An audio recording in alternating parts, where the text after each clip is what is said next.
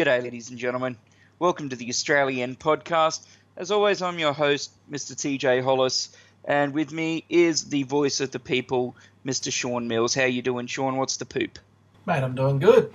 There's been a lot going on the last couple of weeks, which I suppose why we're recording tonight. So, mate, I'm excited. Let's get into it. Yeah, absolutely. I mean, I think this is actually our first episode since I've come back from holiday, which is probably a little bit inexcusable, but, you know, such is the politics and the news cycle around it. Well, I suppose it's pretty appropriate that we start off with a part two. Our last episode, we were covering the Barnaby Joyce fiasco just as it was starting to bubble. Yeah. And it's got a resolution now where Barnaby has been stood down and he's no longer the leader of the National Party and he's no longer our deputy PM. Awesome. Awesome? Yes, absolutely. Now, for anybody who missed our last episode or wasn't paying too much attention to this as it went along, Barnaby Joyce was caught having cheated on his wife with a staffer and had gotten her pregnant and left his wife and was leaving his wife for her. Yep. His wife who he had 3 children with. Now, normally, you know, there's a big part of me that says, well, who cares? Private life, you know, it needs to stay behind closed doors. That's none of our business. You know, the heart wants what it wants. However, the reason that this was such a big scandal is that Barnaby Joyce, well, his public persona that he, you know, took to elections was very much one of putting family priorities first and traditional family values. You know, old school 1950s family values, really. And it was, you know, seeing him be brought down like this was a very interesting little story that was happening in Australia at the time. Yep. I guess bottom line, are you happy, sad, don't care? What's your thoughts on it, Teach? What's my thoughts? Yeah. Well, again, I'm still very torn. On one hand, I am, like I said, I'm a big believer in private life is private life. You know, the heart is always going to want what the heart wants. And as somebody who quite publicly has no problems, so I've even campaigned for alternative family units to be considered equal. Yep. The only issue that I have with his behaviour is that he cheated on his wife.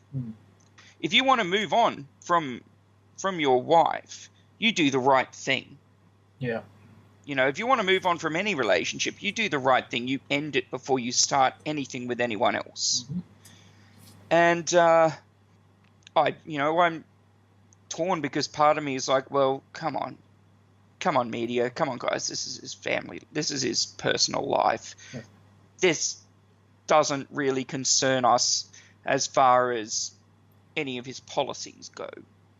On the other hand, I have an intense dislike for Barnaby Joyce's policies and his political views, and to see him be silenced, and let's be honest, there is no way he will ever be PM of this country now. Well, he wouldn't anyway as a nat, but yeah, I know what you mean. He won't get into a leadership position again. Yeah, this has basically just put a ceiling on how far his career in politics is ever going to have gone now. Yep. We will never see him. He'll never be a big picture player again because of this. And my personal political biases there, yay, awesome, fantastic. Fair enough. What about you, Sean? What are your thoughts? I completely disagree with everything you said. Excellent. And see, actually, for our listeners, this is why we started this podcast. Yeah, why not? Look, I guess there's a couple of things. Obviously, he's more politically to my leanings than not. So on that side of things, it's probably a bit of a, politically it's a bit of a shame that voice is silenced, because he is very, quite effective in Parliament and all of that. But on the other side of the coin, I don't agree with the premise that you can separate the private life from the public, the private persona from the public persona. I didn't agree with it with Bill Clinton, which is when this all started to, that's when that sort of decision was made. We'll be able to separate different facets of people's lives. Quite honestly, if he's going to cheat on his wife, how do we know how do we trust him to make the big decisions politically? That's the issue I've got. It's an issue of character. And I completely understand that. I see exactly where you're coming from with that. I guess I've expressed this view to a couple of people, and a couple of people are like, don't, not our place to judge others, and judge by the standards you'd be judged. I'm happy to be judged by that standard. So I don't have any problem with that at all. But I think that at the end of the day, he's got as you said, he's got a persona, he's got a, marketed himself as a wholesome family values sort of guy, and hasn't lived up to that. So I think it's completely an issue of character, and I think it doesn't mean he's a, maybe an evil person or something like, something ridiculous like that. It does mean there is an obvious character flaw there, and you've got to deal with the consequences of your decisions. So I'm actually, on that hand, I'm actually quite happy to see him go. Well, that brings me then to a two-part question for you on this then. Yeah. First of all, next federal election. Mm-hmm. Does Barnaby Joyce contest that seat? Yes. I think Barnaby Joyce has a big enough ego that he'll think he can win. Do you think that the National Party will allow him to contest that seat on their ballot? Oh, that's a question. But that's more what I was driving at. Yeah. That's more what I was driving at, because I do believe that if the National Party says, no, you can't contest as a national, he will absolutely contest as an independent, or potentially even have a chat to the Australian Conservative Party. I don't think Bernardi would take him, to be honest. But I think it would be a stupid move on Bernardi's part to take him. I don't think. But Bernardi I can certainly see Bernardi trying to spin it as, look who we have brought out of the cold. Look who we are helping rehabilitate. You could spin it that way. It won't sell though. No, but I can definitely see him trying. I don't think Barnaby would stand for anyone else. I think would the Nats pre-select him? I don't know the demographic of the National Party in his seat, but if it's like most places, I would have to think that it's a lot of older people that wouldn't like the moral failings. Might go against him. Politics is very pragmatic, though. If he's the best option, they'll probably go that way too. So I don't know to answer the second part of that. Well, and in answering in the last two sentences of that bit, you answered what my part two of the question was, which was, do you think he gets elected? Regardless of whether he runs as a Nat or as an independent, does he get elected? Oh, yes, reduced margin, but yes. Depends if Tony Windsor runs again. Labor's never going to knock him off in that seat, and that's his real advantage. Mm-hmm. It's a country seat, so it's a strong independent like Tony Windsor, or it's a Nat. So if he loses pre-selection, the Nat will win. It would be a good contest. You absolutely have to imagine here that Pauline Hanson was taking note and was thinking, ooh, country seat, disgraced incumbent, we might try and just put somebody in here.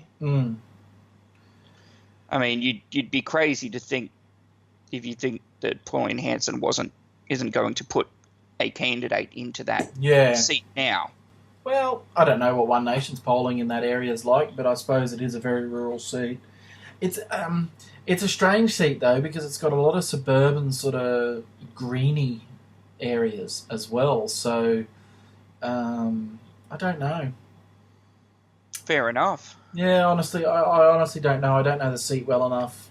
It's New South Wales, and they're all a bit nuts anyway. So,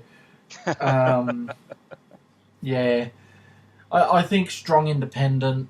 I think that would cover a strong One Nation candidate as well that can, like all One Nation candidates, a One Nation candidate will win if they can stay above the BS of the One Nation brand that seems to come out every election. And I think perhaps if One Nation doesn't try a silly stunt like they did in Queensland again. Yeah. Where they went around they refused to do deals with everybody. Although you could partially say that a lot of people refused to do deals with them as well. And they just automatically said, put whoever's already in office, put them in last. Yeah. Except for the Greens, put them in double last. I understand the Greens thing. That makes sense to me from a One Nation's point of view. Yeah. From One Nation's point of view, I would see the Greens as the worst of the worst. But and the Greens would see One Nation as the worst of the worst. But absolutely. This putting the sitting member last is absolute crap. That is just spoiler stuff. It's there's no thought, no policy, no character behind that. There's nothing behind it. It's just petty rubbish. It was a huge gamble. It was a huge gamble, and they were just hoping that voter apathy would pay off on a huge level in the same way that, say, Trump's election in America did. Do you reckon Trump's election was apathy? Trump was the choice of all of those people who believe that all politicians are just out for themselves and no politician cares about us. Like the Trump election. The Trump election was a vote it was a vote by all of the people who honestly believed that their vote never would have made a difference and that the Republicans and the Democrats are the same anyway. Not anymore. And I mean, like, you will not get a bigger sign of this than who's the number one Trump supporter right now? Roseanne Barr. Roseanne Barr, who, as big Trump supporter, has been a left-wing icon for decades.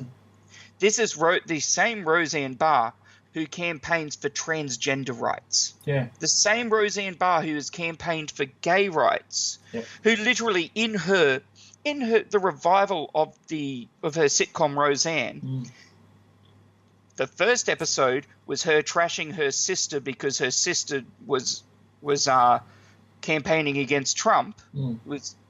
The second episode was her going to her grandson's school and yelling at bullies because bullies were bullying her son for wearing a skirt and lipstick. Yep. That just speaks volumes to me. And I mean, the numbers, like the data all came out of America. Most of the people who voted for Trump didn't vote in the last two elections before that. See, I just think I completely agree with every point you've made. I just think apathy is the wrong word. I think it's anger. I think it's a big middle finger to the establishment as well. But I think it's anger. I think it's absolutely. You know, apathy. They wouldn't have shown up at all because they don't have to. Well, that's the point. These people usually don't show up. And so, like, that's more what I mean when I say apathy. I'm talking about they're usually the apathetic. He's cornered that part of the market. Yeah, okay. Electric market. But yeah, electric. Awesome. Well, it's the same thing, isn't it? Well, while we're discussing Trump, one of the things I wanted to touch on in this, and I didn't want to give it too much time because it's still very early days. Yep. but there's a potential US and China trade war. Mm-hmm. And, so Donald Trump, he's signed a presidential memorandum that's going to probably impose tariffs up to about $60 billion on imports from China, Yep. mainly aimed at steel and electronics. Yeah. He very publicly went on Twitter and had a very long late night rant about it. If you don't have, he was saying, if you don't have steel, you don't have a country. Because he's trying to now really push the rebuilding of the steel industry in America. Mm-hmm. And of course, this has seen China hit back. It's seen Europe, the European Union poke their head in and say, hey, you don't want to be doing this. You don't want to. To which, of course, he said, well, maybe we should just be putting these same tariffs on European cars if you're not going to mind your own business. Mm. Of course, this is paraphrasing, but this is the thrust of his message on it. And of course, like we all have seen the start of this hitting us. In the week after the presidential memorandum, how the benchmark ASX 200, which are the top 200 companies listed on the Australian Stock Exchange, fell 2%. Yep. The Australian share market lost approximately $38 billion in one day's trade. Mm-hmm. Our All Ordinaries Index dropped 1.9%. Yep. Which, in saying that, the ASX 200 and the All Ordinaries Index are both down 4%, already down 4% from the beginning of the year. What's the downside for America, though? What's the downside for America? Because that's all Trump cares about. He doesn't care about the flack to Europe, to us, to China, any of that. The downside for America is that a lot of manufactured goods are going to become much more expensive. Electronics are going to become much more expensive. You're going to see places like technological hubs like Silicon Valley are going to start slowing down and potentially dying off, and replacements for them are going to start popping up in other parts of the world. And I understand completely. I understand the good that President Trump is trying to do for his people with this. What he believes, this is the good. He believes that if he does this, all of a sudden the steel industry and the Rust Belt will start thriving again. Yeah. Which, let's face it, it's not. It's not. He seems to be laboring under the impression that it's going to be an overnight turnaround.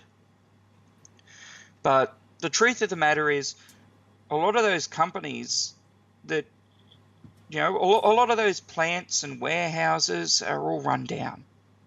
A lot of the people who were the skilled labor in those positions, those people who worked in the steel industry for 20 years, they don't work in that industry. Yeah. They're retired, or they've had to move into other industries and they're not coming back.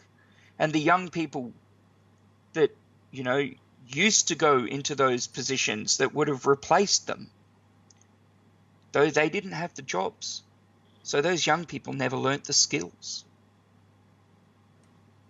And if you don't think that things like steel making and those manufacturing industries don't take a lifetime of skill, you're crazy. It may not be the same sort of skill that a lawyer or a doctor or an educator or someone like It's a different Yes, skill exactly. set. Yeah. It's a completely different skill set, but you cannot ever say that a trade is not a skill set. You No, of can't course say it is. that years of working in a manufacturing position doesn't build up a certain skill set. Mm. And so I think it's going to hurt a lot of people. I think, and again, I get what he's trying to do. I get this is one of the few things, and look, my position on Trump has been very blatant from the beginning. But this is one of the very few things that I've ever seen him do that I actually say he actually does want to help the people in his country. It's just he's going about it in a pants-on-head way. Yeah, I don't know. I'm not 100% sure that he is. I think there's two options. I think the first thing is that I think it's it's basic negotiating ploy with these other countries. They already slapped tariffs on American goods, particularly China. So to get them to drop theirs, we'll drop ours if you drop yours, is probably what he's aiming at there. Don't know if it'll work or not, but whatever. The other thing is, these industries aren't gone in America. You are right; they're run down, and they're a lot downsized. But I still think there's enough of a base there, particularly with. We'll put aside steel for the moment, but just the electronics and that sort of stuff.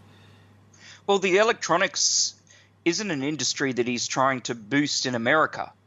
The steel is the industry he's really trying to boost. Yeah, okay. And the manufacturing. Like, when it comes to the electronics, that's just something that he's doing to really... He's just thrown that in to double down so it hurts China a bit more. Yeah. Well, that's their major... I suppose that's right. That's their major export. So, that'll hurt them on an economic level going into the world's biggest marketplace. I think he's got a couple of cards there that he's playing, and I don't know if they won't. I don't know if they will work. I don't know if it won't, but I think it's. I think the status quo and what they've been doing over the last 20 years in America hasn't worked for America. The fact that these industries have run down, the fact that they do import so much of this, they import so much steel and stuff when they've got the resources there to do it themselves. I think that's an issue. I think he's recognised the status quo can't continue. And when I say he, I mean the administration, because probably not him. I think they've recognised there's an issue there and they need to address it. You're probably right. I don't know whether it's the right way of going about it or not. It's interesting. Be interesting how it plays out. Absolutely, yeah. But my major point is he doesn't care though about the other countries. It is America first. Make America great again, as he reckons. So, if there's fallout on Australian stock exchange, well, who cares? From his point of view. Oh, from his point of view, but however, us being in Australia, we care about what happens to Australia. Oh, of course, and so from that side of things, yeah, absolutely sucks for us, but gives us incentive to open up other marketplaces, and you get a slightly more liberal government in America in the future, and you've expanded your marketplaces in two areas. So I think we should be aiming at trying to get stuff into China. We've got good relations with China, mostly. Try to open up Indonesia a bit more and places like that.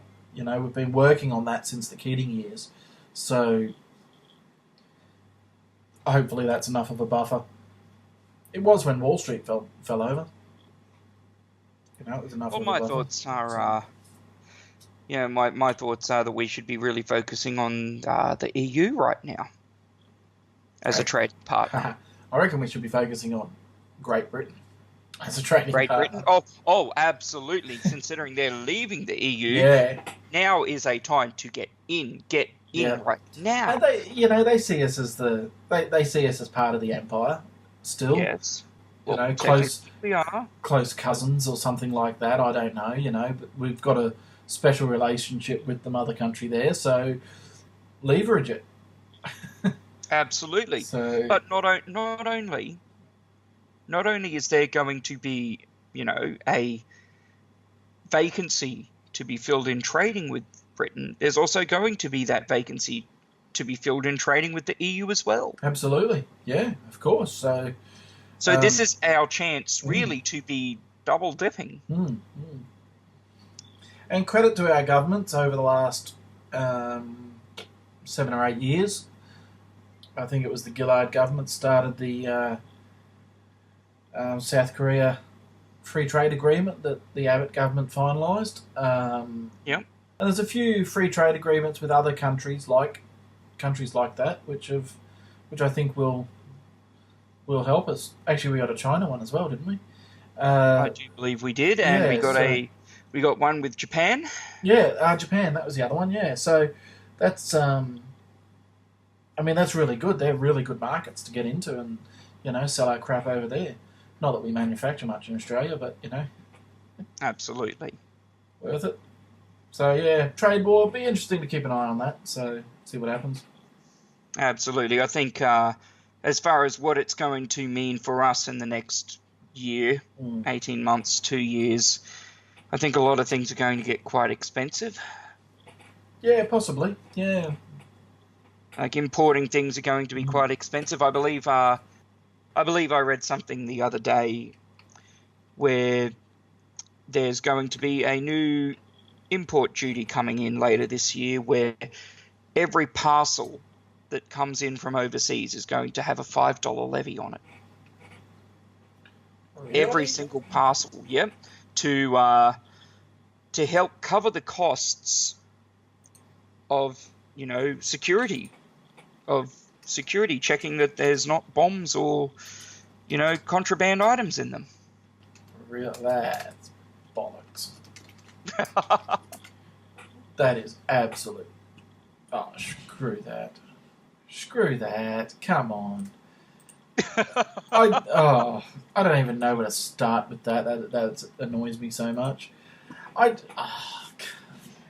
That little clicking sound that for all our listeners, that little clicking sound you heard, that was Sean typing it in because I think this is the first he's heard of it. Yeah, it is. That is the first I've heard of it, and that's crap. I've got a bone against Australia Post anyway.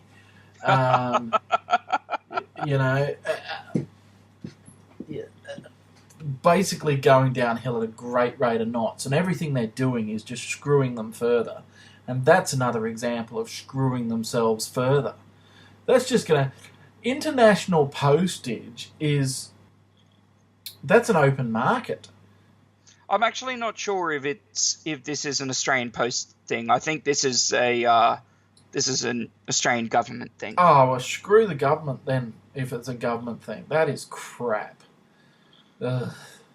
Look, as somebody who pretty much imports nearly everything in my life from overseas, this is just something that makes me incredibly angry. Oh, it's just rubbish. Come on. $5 for security measures.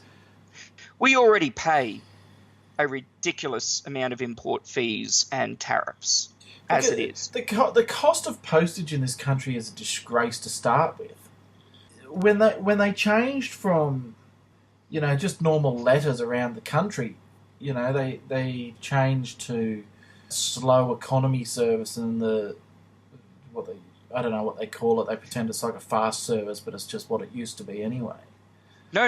It's the economy service is it's ridiculous. Like for all our listeners who don't use the post too frequent't, us being in a regional area, we kind of have to. Yep. We can't. We're not in a capital city, so we can't get a lot of stuff without importing it by post. Yeah. And they changed it so there's a new. This was about the beginning of last year, I believe it was.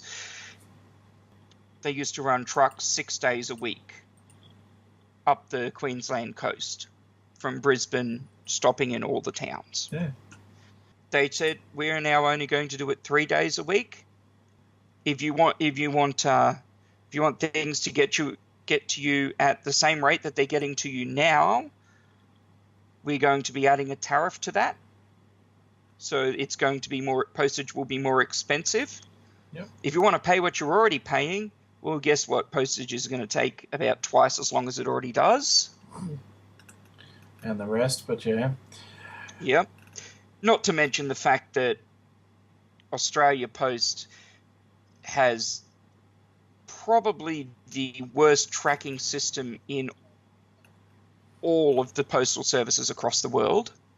It is absolutely ridiculous. If China, as an example, because I bought something from China the other day, and I got detailed tracking information at where it was on every single stop from the point that it was picked up, that it was posted, Mm-hmm.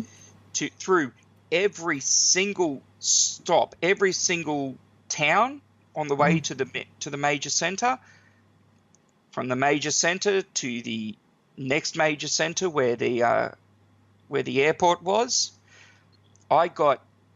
It was scanned at every single post office it went through. Every time it went onto a truck, every time it went off a truck, it was scanned off the truck, then scanned into the post office, then scanned out of the post office, then scanned onto the next truck. Yep. And can you imagine the amount of mail being sent in China? Yeah. A country of 1.4 billion people. If they can do that there is no excuse with the comparatively paltry amount of postal items in Australia. There's no excuse that it's not done here. No, of course not. They can't scan an item. They can't deliver a flaming item properly. There's very few redeeming factors with Australia Post left. My normal postage, I used to buy and sell second-hand books and post them through the mail to people around Australia who bought them on eBay. And I literally can't do it since they introduced this new pricing system, because even paying for priority mail, the stuff is just taking so long to get to places. I used to get something into a capital city in sort of the Golden Triangle, so Sydney, Melbourne, Adelaide, and Brisbane, of course, within 3 days. 4 days, I guess, if it was into a really outer suburb or something like that, and that was fine. But now it takes forever. It's literally taking a week and a half, nearly 2 weeks to get stuff into places, and by that time I'm having people start sending requests in, failure to receive the item, because eBay, and no fault of their own, just put in what Australia Post say is the standard postage times. So Australia Post says it'll take 4 days to get there, but it takes 2 weeks. I'm the mug who's liable for it. And because they don't have detailed tracking, you've got nothing that you can give them. I can't even prove that I've lodged it. And Yeah. I know they've scanned the damn thing because I take it into the post office. Literally, physically take it into the post office. But that first scan's not enough. It's got to be on a truck somewhere, but they never scan it. So, what's the point? Or, on the other end of it, if they deliver it, it's liable to just get carded because their contractors can't be asked actually walking to a door. Yeah. Don't get me started about Australia Post, TJ. Seriously. Okay, well, let's quickly move on. Let's move on. So my apologies to any listeners who wanted to hear a full Sean rant. Yeah. Yep. So let's quickly move on. The other big thing that happened was we had the South Australian election. Yep. And it was an interesting one, kind of. things maybe didn't swing the way that they were predicted to in some areas. Some areas. It's a tough electorate, and it's a tough state to call anyway, because it's so. I read somewhere that it was so jury-rigged, not this election just gone, that the Libs won, but the one before, that the Liberals actually needed to poll 53% across the state to win government. It's so poorly laid out, with the electorates. And that's incumbent on any incumbent government, always, that's been there a long time, always manages to, swing things their own way. Tough electorate to call. Tough because not many people outside of South Australia care about South Australia. And so many minor parties, and then the Nick Xenophon party going in there as well. So, well, they weren't there as the Nick Xenophon team this time. They South Australia Best or whatever they call themselves, but they're still Xenophon. Yeah, it's the same team. It's the same political party. Just for some reason, they decided to give themselves a different name for the state election. Yeah, well. Because, that's Nick Xenophon. He's not afraid of trying things differently. Yeah, well, blew up in his face this time, didn't it? Oh, it certainly did. It certainly did. And I'd be interested to see just how much the name change alone affected that. Yeah. Well, let's put it bluntly. South Australia politically is the state that's not afraid to do things their own way. No, absolutely. Yeah. Like they will try a lot of new things. They will vote however they want. They will embrace minor parties if they feel like it. Yep.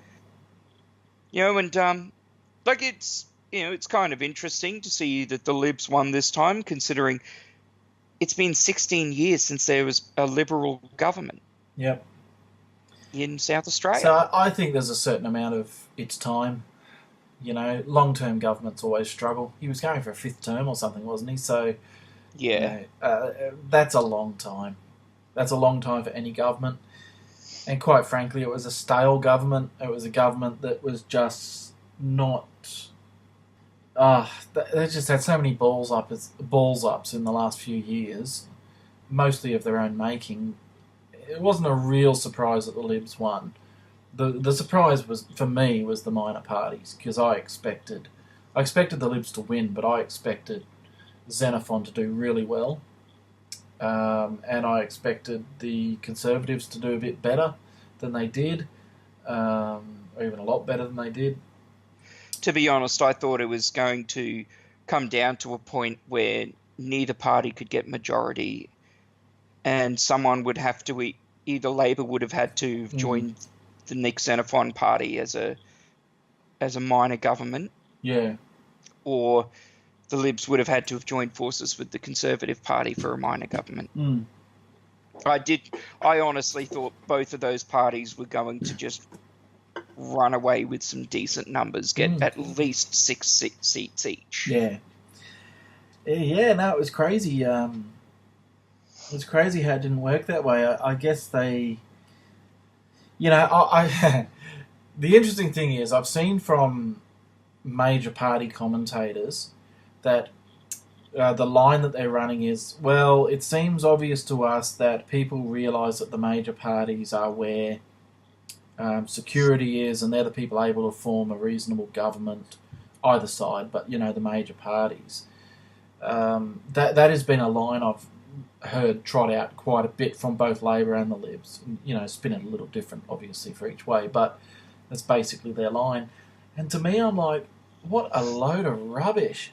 Both major parties polled 30%, roughly. Labor polled in the 20s. That's horrendous. They polled 50-odd% last election. So, the Libs had a 12% swing against them and still won government. because I guess the vote's exhausted. But that's actually the complete opposite of the way it's being spun. That's a complete disendorsement of major parties when more people vote against the major parties than vote for them.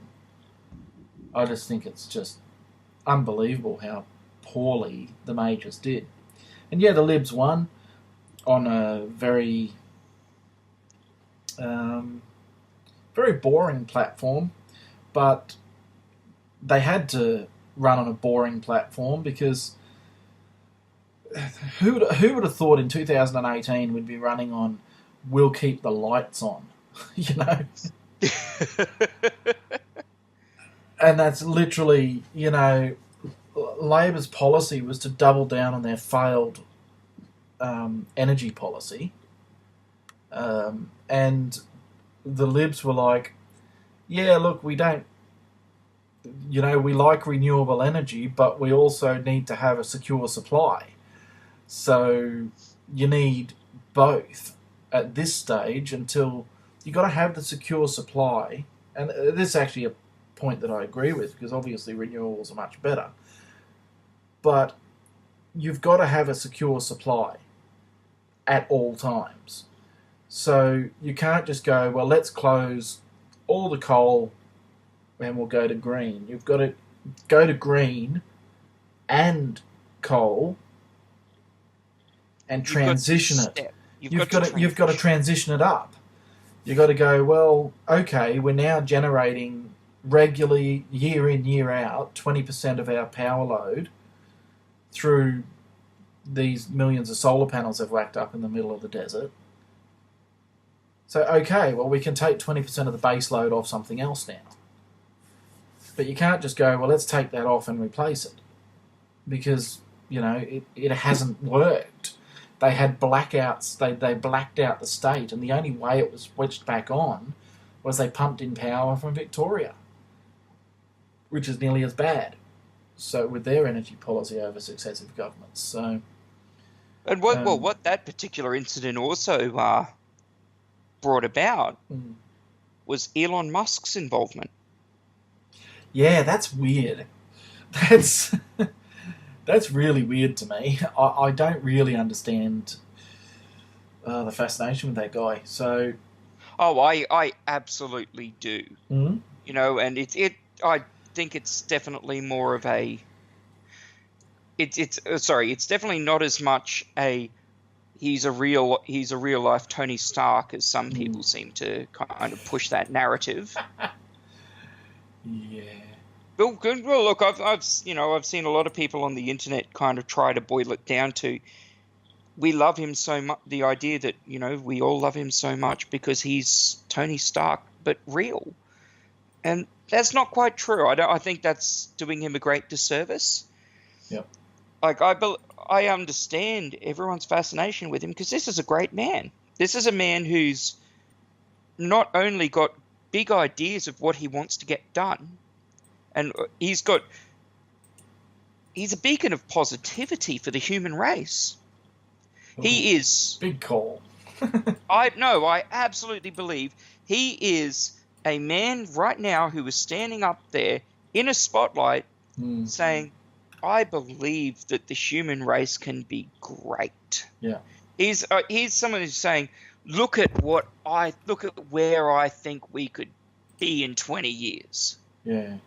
But not only is he doing that, he's able to show, because like there have been billions of people have been doing that for, you know, the last 50 years, but he's got the money behind him. He's actually got the money where he can fund himself and go, look, here's actual proof of what we can get done.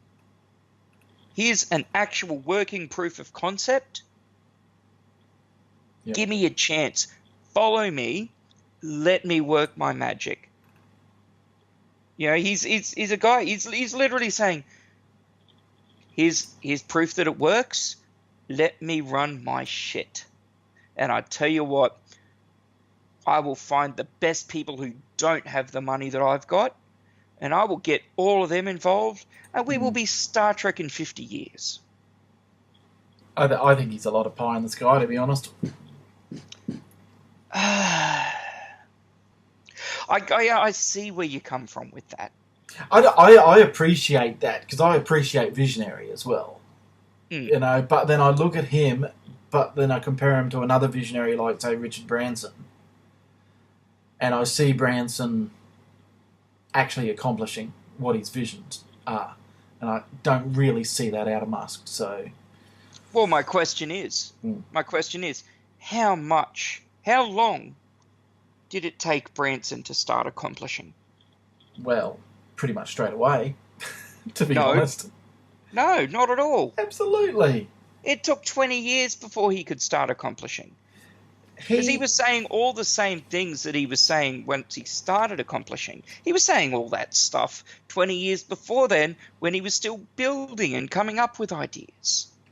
It's just he didn't at that point, he didn't have 20 years of experience under his belt. He didn't have as much money as he did once the accomplishing came along. Richard Branson started with the music magazine in the late 60s. Yeah. Which was a hit straight off the press. And, segued that straight into Virgin Music. Yeah. And took that up. So, yeah, I do think he was a success. Oh, he was a personal success, but he wasn't a visionary. He certainly wasn't a visionary for the race in the same way Elon Musk, was. Like, what you're describing there is just the part of Elon Musk's career where he was just this guy who started coding a thing for banking, and oh shit, it's now PayPal. Oh, okay, I might sell PayPal to eBay now.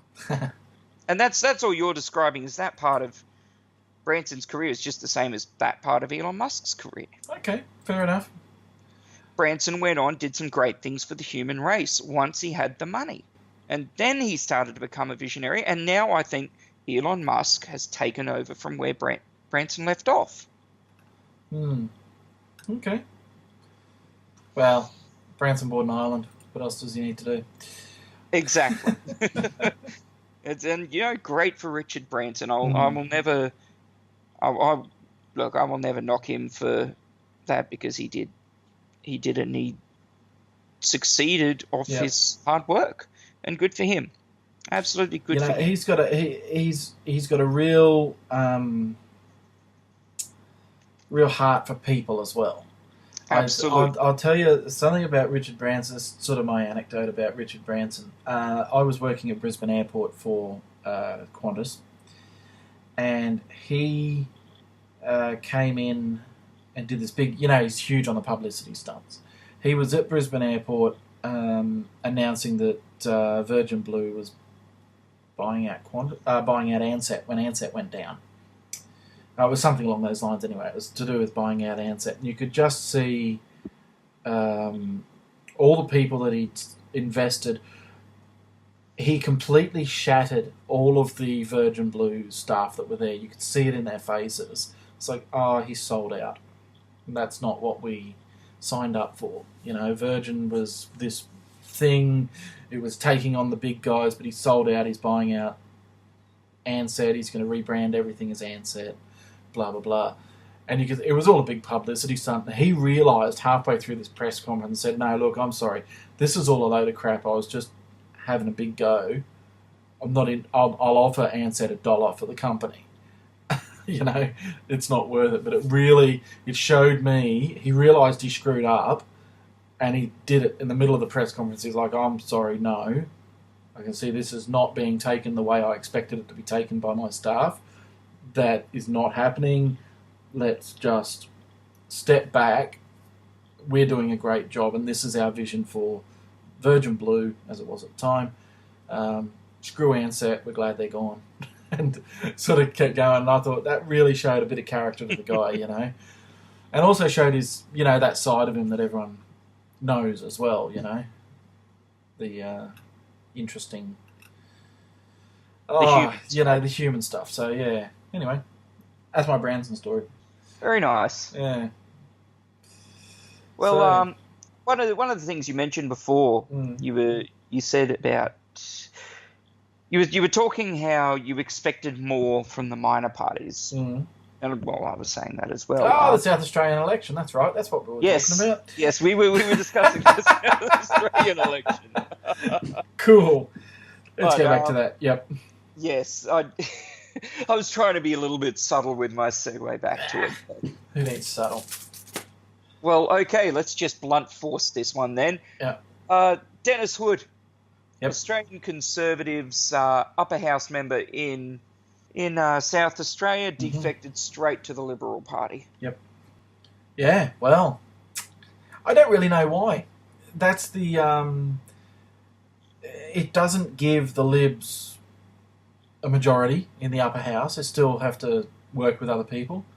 It doesn't give Dennis Hood a portfolio.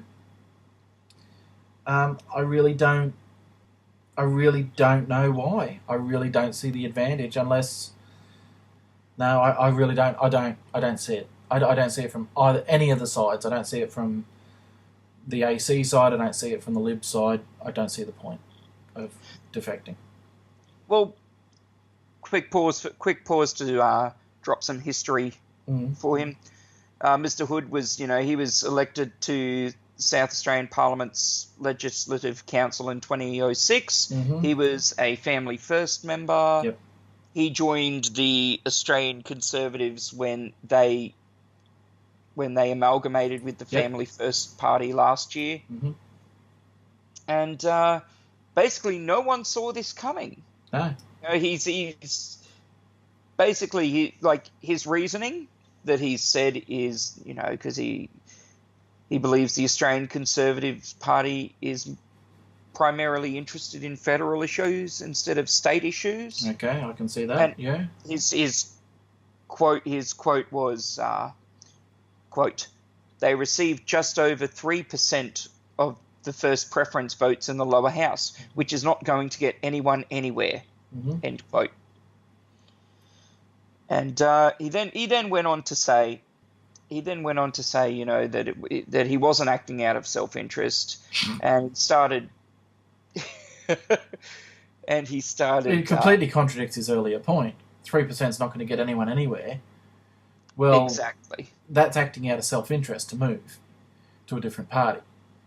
Because if he was true to the Australian Conservatives' values or party or whatever, he would have stayed with them and kept going. So it's completely self-interest.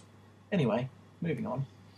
Yes, but he went on to say, and I quote, "The truth is, this government is a brand new government. It's been in place for just 1 week. It has a terrific vision, a vision which I completely endorse for this state. The overlap is very substantial." End quote. Okay. What I found very interesting about the whole situation is that Senator Barnaby wasn't actually contacted him by Mr. Hood directly. He found out Senator Barnaby found out via a text message from a friend who was still in the Liberal Party. Wow. And then he had to call Dennis Hood himself. Wow. Well, that says a lot about the character of Dennis Hood, doesn't it? I believe that is quite... That's insane. He has literally just stepped foot into a new job and didn't even bother to call his old boss to say, "I'm quitting." Yeah.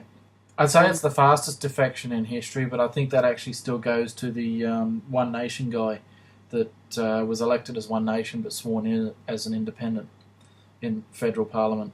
Well, I think it's just very interesting. Took Malcolm Roberts' seat, that guy. Yeah. Yes. Yeah. I just think it's very interesting that in less than a 12-month period, Dennis Hood was not only a member, but an elected sitting member of 3 different political parties. Yeah. In less than 12 months. Which is... well, you can spin that 2 ways, can't you? You can spin that as he is you can spin that he's a principled man and his principles haven't changed and he's just finding a place that suits his principles. Or you can spin that as he's an opportunist and he's jumping to whoever's the best bet. Mind you, jumping from Family First to Australian Conservatives, that's not really a jump because, No. they didn't have a choice. But, yeah, I don't know. Yeah, that was an interesting one. There's a lot of interesting. It certainly opens up a question, because we've now seen this, and previously we also saw Family First candidate Lucy Gachui. Yep. She when the merger happened, she elected to not join the Australian Conservative Party when she entered the Senate last year. Yep. And she also ended up joining the Liberal Party.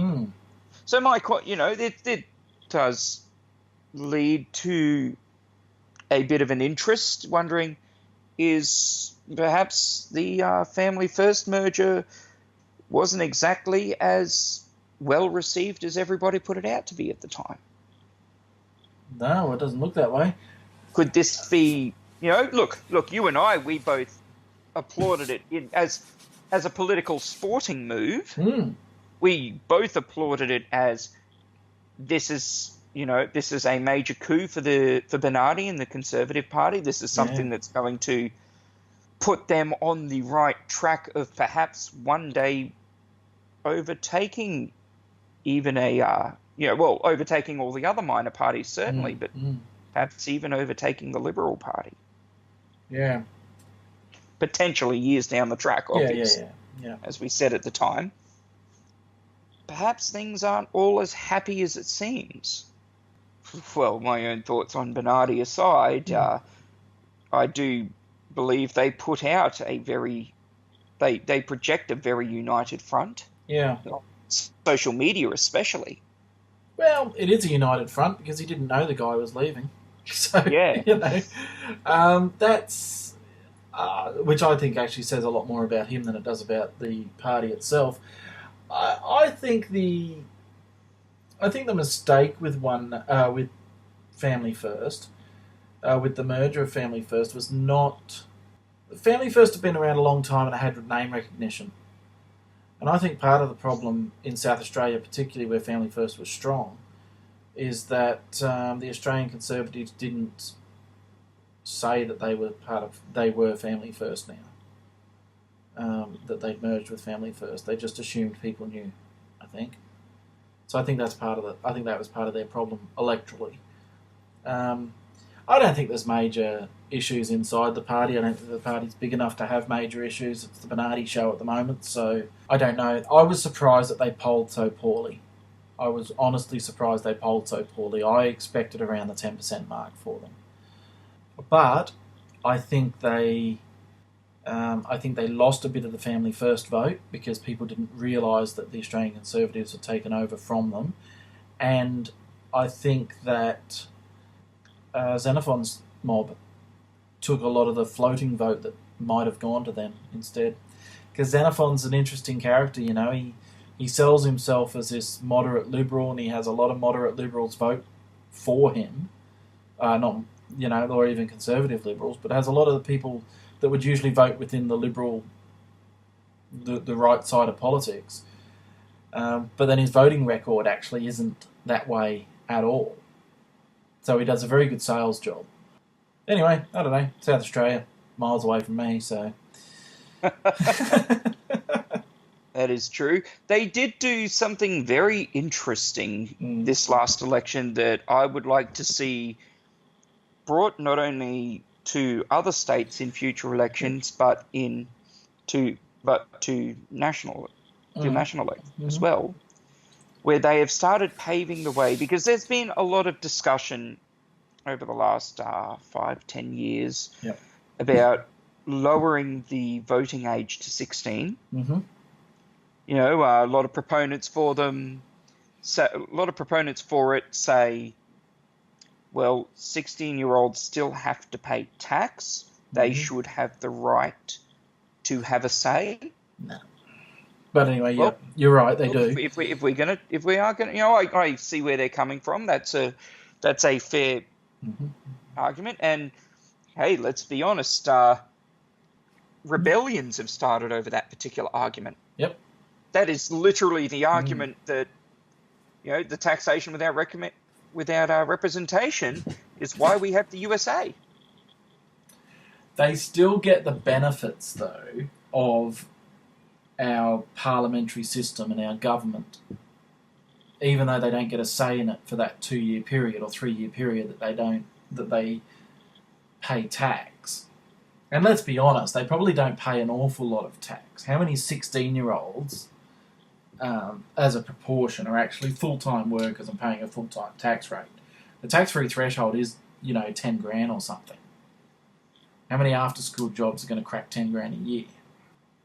So That's true, but still, while they are doing it, well, that's part of, there's rights and responsibilities when it comes to living in a Western democracy, and that's one of the responsibilities. And quite honestly, once they get to 18, they get the right to vote. But well, either way, this is a discussion that's been happening over the last 10 years. Yep.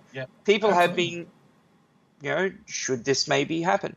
Well, we've now finally, for the first time in this country, we've got some raw data. Mm-hmm. And you love me, you know me, I love me some raw data.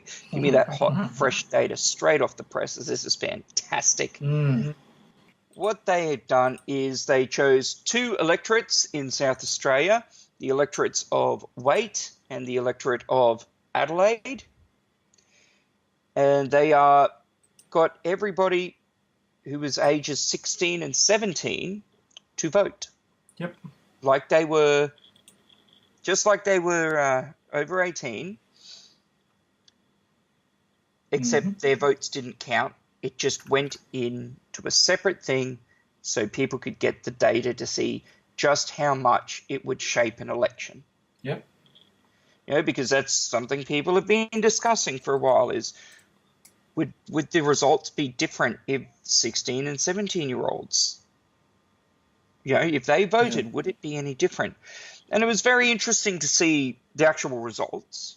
In Waite, 47.3% of the underage vote, first preference underage vote, went to the Liberal Party, which is close to exactly the same as what the official adult vote went for in that electorate. Yeah. But the biggest difference in that particular electorate is that young people voted much bigger numbers for the Greens, nearly doubling the first preference tally. Yep. Okay. In the electorate of Adelaide, 32% of the first preference vote went to the Liberal member who actually went on to win. That Liberal member got 47% of first preferences in the adult vote. Yep. The Labor tally was pretty similar to the adult vote, and the Greens received a bigger chunk of 23%. Yep. As opposed to, I believe it was 9%, I think I read. Okay. In the adult vote. And I think it's very interesting to see the differences. And especially, it was very interesting to see how the smaller conservative parties, their vote was next to nothing. Yeah. But, it was not only next to nothing in the adult vote, it was halved in the youth vote. Oh, look, I'm not actually surprised by the swing to the Greens with the youth there, because the Greens have a lot of very populist policies, and they're 16 and 17 and haven't thought through the consequences of voting for those ridiculous policies. Your cynicism aside. Your cynicism aside here, and your own internal biases aside, weren't you just saying that the Liberals won on a populist policy? Well, yeah. We'll keep the lights on? Oh, I don't know if it's a popular... Yeah, okay, yes, I suppose it could be viewed as a populist. Well, but Labor ran on the same thing. They just had completely different... No, not ideological, just physically different ideas on how to achieve that. So both major parties ran on the same platform. I would say that, I mean, what's the Greens energy policy in South Australia? I believe the Greens energy policy was to push towards renewable energy faster, to double down, to get straight at it. Yeah. Yes, transition, but don't take as long transitioning as the major parties were trying to take. So basically, just wreck the place like they always do. Close down the coal, and let's not worry about it. Let's just fix the other problems as they arise. Well, the big thing that I saw in these numbers, in this data, that's very indicative to me, is I've always been a big believer that younger voters will always vote more on social platforms. Yeah. Older voters vote more on economic platforms. Yeah.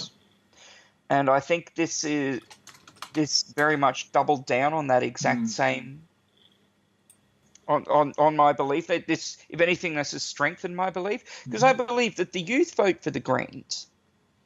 And to be honest, I've held the suspicion for quite a long time that people more vote for Greens these days, for the Green Party, because of the progressive social platforms more than anything else. Oh, absolutely.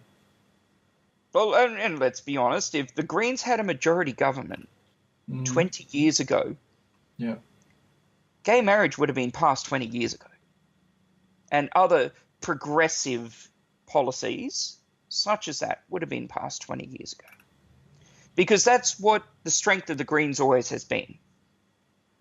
Okay, yes, I completely disagree with that about the strength of the Greens. The strength of the Greens, and when they were actually doing well, before all this internal squabbling started, that on a federal level anyway, is that their strength was their environmental platform under Bob Brown. You know, standing up against environmental vandalism, as I think they used to call it. It's only been since this shift to social policy. I think you're right. I think in that respect, that is what appeals to this, younger, ill-informed generation. But just younger generation would have done. Thank you. I don't believe they're ill-informed at all. There is enough data out there which has shown that that today's younger generation is the most informed generation that we have in the country right now. They're biasedly informed, though. And this is not a problem. They're getting themselves informed. At least that's a big start. But they're getting themselves informed through social media. I'm not saying their intent is wrong. Everyone's getting themselves informed through social media now, though. Well, I'm not. I don't think you are. We're not indicative. We are not indicative of the average person with that, though. The average person who has no interest, who has just a passing interest in politics, is not interested in the sport of politics in the same way that you and I are. No, and that's fair enough. But they're still interested in the policy, even if they don't think of it that way. Yeah, they're interested in the policy. They're not interested in the sport. Yeah. So where do they get the policy? From wherever is easiest. Well, And where is easiest? Social media, infotainment, primetime television. Yeah, sure. Which is Channel 9, Channel 7, Channel 10. I just just thought about the old quote that Winston Churchill used to say, if you're not a liberal at 25, you have no heart. If you're not a conservative at 35, you have no brain. So maybe we should just, not allow people under 35 to vote. Or maybe we should not allow people over 25. But either way, regardless of whether you agree on whether the voting age should be lowered or not, we got some very interesting data, which can be used both ways.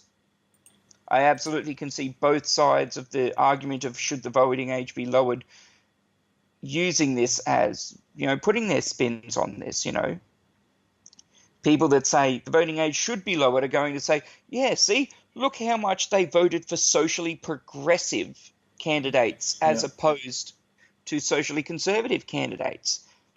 And then you're going to have the people who are against it saying, yes, look, they're not using their head. They don't understand the economics or the legal ramifications. Mm.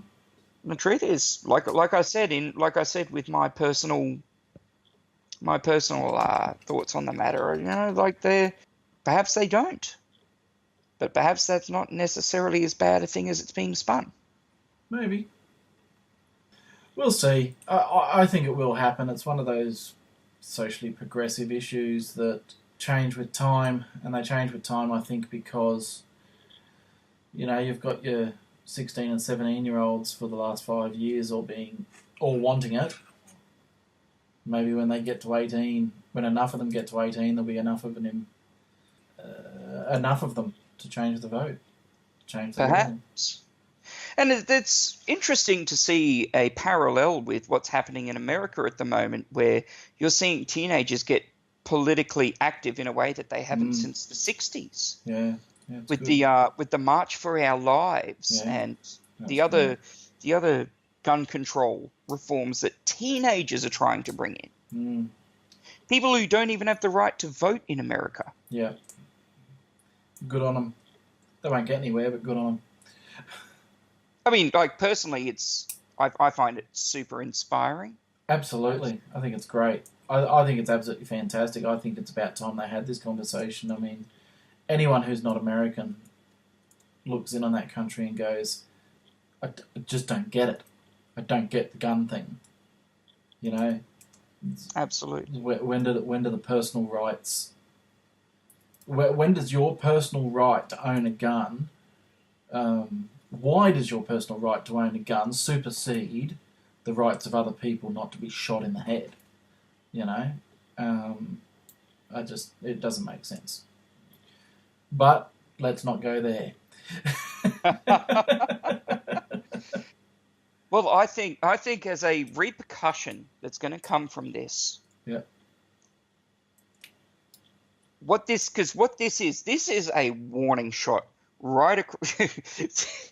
That's a very bad pun, very unintentional. But this is a warning shot right across the noses of the Republican Party. Yeah. That there are a whole bunch of people that are about to become voting age in the next by the next federal election. Yeah. Because let's face it, these are 16 and 17-year-olds predominantly. Yep. They're going to be voting in that next federal election. Absolutely. They'll miss the midterms, but they will be voting in the next federal election. They'll be voting for the next president. They'll be voting for the next group of people in Congress. Yeah. And this is a warning shot right across the nose of the Republicans, of the Republican Party, that they're going to have to start compromising on gun reform.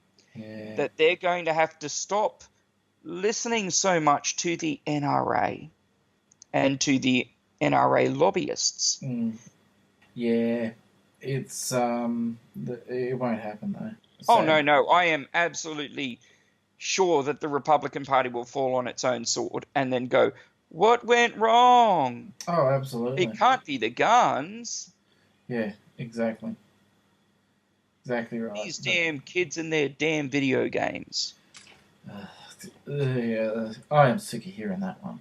I am sick of it's hearing Nancy that Reagan one. all over again, isn't it? Yeah, well, that's right. Exactly. Exactly.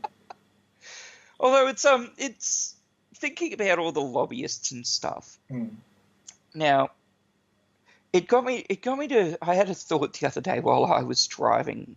I was driving back from a gig in Gladstone, and I was thinking about the whole lobbyists and how much of a problem that is in America. Yeah. And don't get me wrong, it's a problem in Australia, and it's not to the same extent. No. I always thought the one thing that the Americans got right was the separation of church and state. Mm-hmm. Like that was the thing they got right when they first drafted the Constitution and their parliamentary process. I think that the next America that comes along has better be looking at this, and they better be thinking separation of church and state's a good start.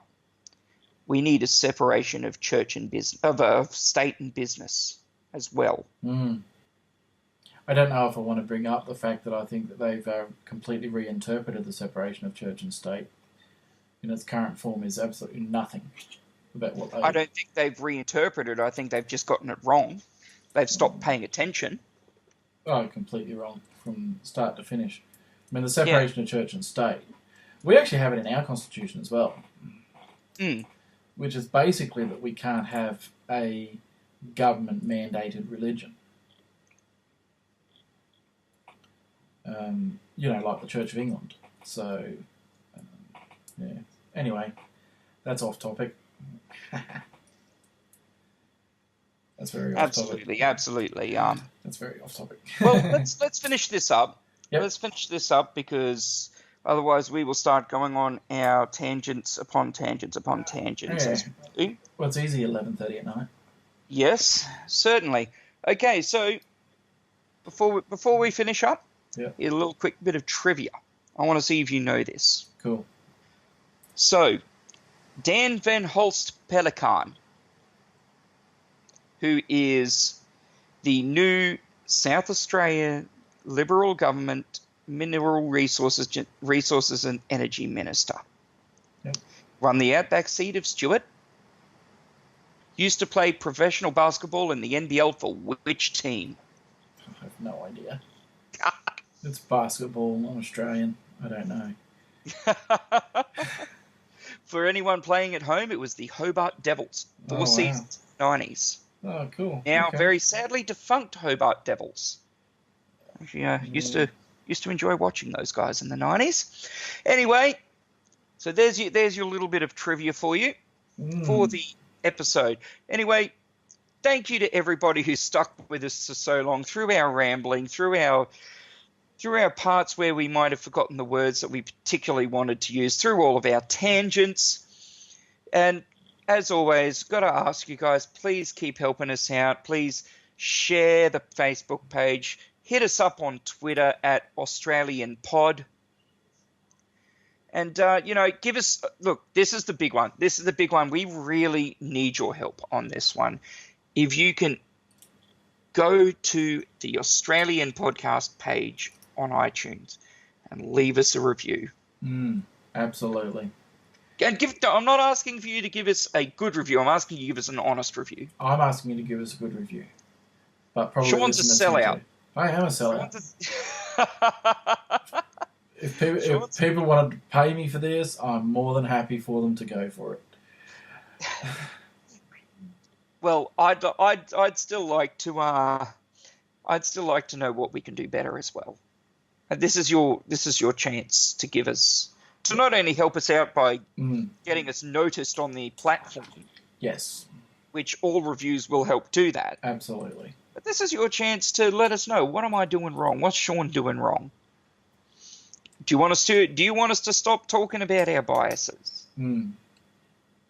Well, probably tough, because we've got to actually do, probably tough, because that's what the show's about. Have biases. Acknowledging you have biases is pretty kind of important, I think. Of course. But are there things that you don't care about, that you don't want us to talk about as much? Are there things that you want to hear more about? Are we doing well? Because we might be doing well. Hey, who knows? But we don't know that unless we hear from you. So hit us up on Twitter at AustrAlien Pod. Hit us up on Facebook. Hit us up on the new YouTube page, which Sean has lovingly put together for you and for us. And leave us reviews on the iTunes, because that's super important. We need it. Super big, yeah, absolutely. And as always, here's cheers from myself, TJ Hollis, and from the man, the voice of the people, Mr. Sean Mills. Thank you very much for listening, and we'll catch you next time.